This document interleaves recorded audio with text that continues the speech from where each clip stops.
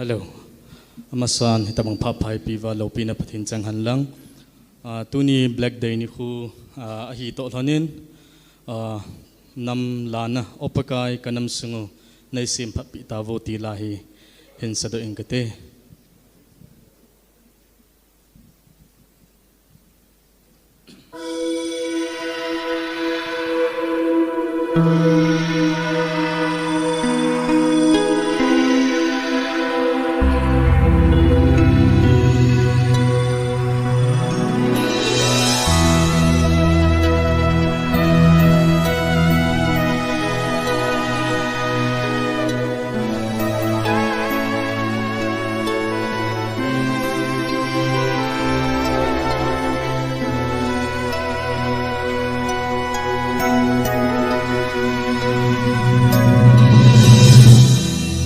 Opakai kanam sungu nay sim phapi tavo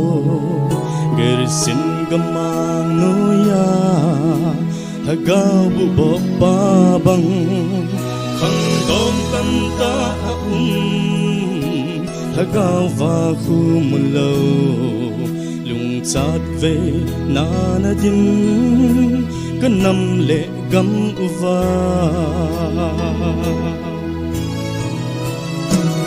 Kunting katinin Tagame thaya pung Asuna zanum lo Nam khang lai long pi ho Mit hilong kumpumin Ilong dam sa pongin Mitin lung lai anay Alon azi lo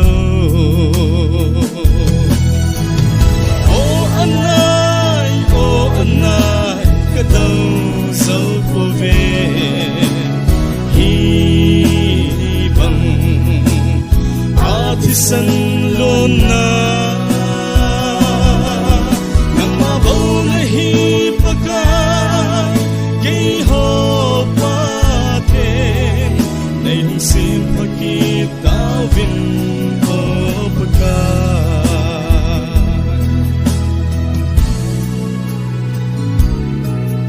Opakai kachung va Thil hung thung si ho hi Mel mang satan thang ko Kal so na abang tai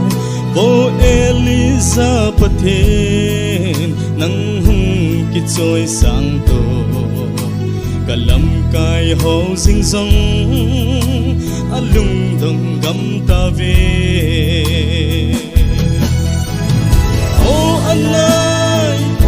Anay, kadaw sa pove Hibang atisan lona Nang mabaw na hipagay Kay hopatin Na yung simpagitawin o pagkay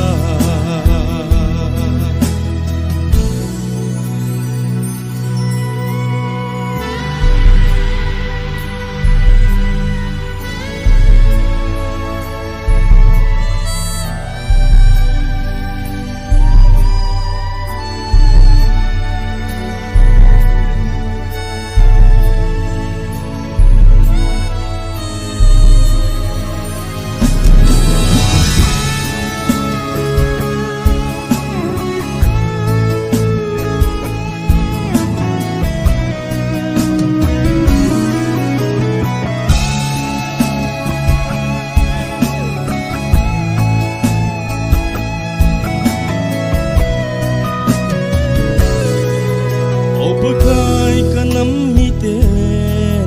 Hau putin mo tina Nang makahin kau vui An ngol thabay pumin Ti sanay san pumin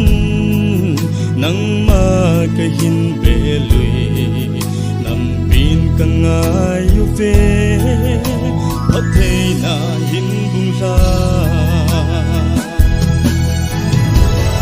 anay, oh anai kadang zo pove hi bang artisan lona nang mabaw na hi pagay kay ho pa the nay sim pagkitawin o pagay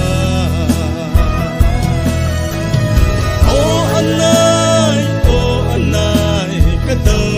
zo pove ibang artisan lona nang mabaw na hipagay ng pipate nang simpakitawin o pagay nang simpakitawin o pagay kagipae lopin na putin sang taan